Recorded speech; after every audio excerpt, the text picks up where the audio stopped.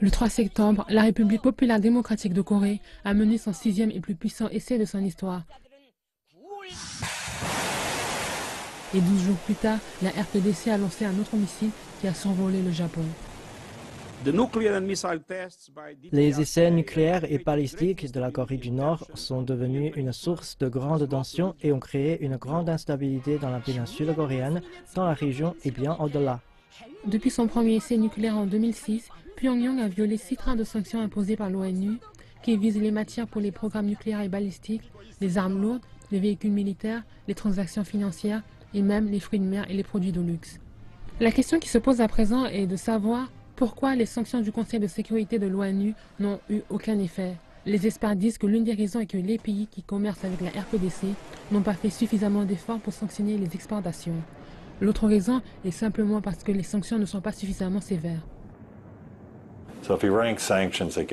Si vous hiérarchisez les sanctions contre l'Iran, le Myanmar et la Corée du Nord, historiquement, les sanctions contre la Corée du Nord ont été les plus faibles. Les précédents appels pour des sanctions plus dures ont été bloqués par la Chine et la Russie, qui étaient en faveur d'une approche démocratique. Mais maintenant que les essais nucléaires et balistiques s'accumulent, une rare unité a émergé au sein du Conseil de sécurité. En février, la Chine a suspendu les importations du charbon de la RPDC. Et en août, puis en septembre, suite au dernier essai nucléaire et balistique, le Conseil de sécurité est allé encore plus loin.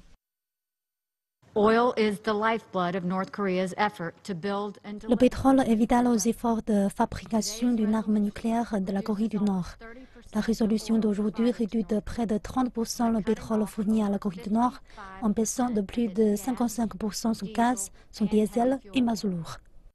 Selon Mme Haley, les dernières sanctions visent à diminuer de 1,3 milliard de dollars les revenus annuels commerciaux de la RPDC, soit plus d'un tiers.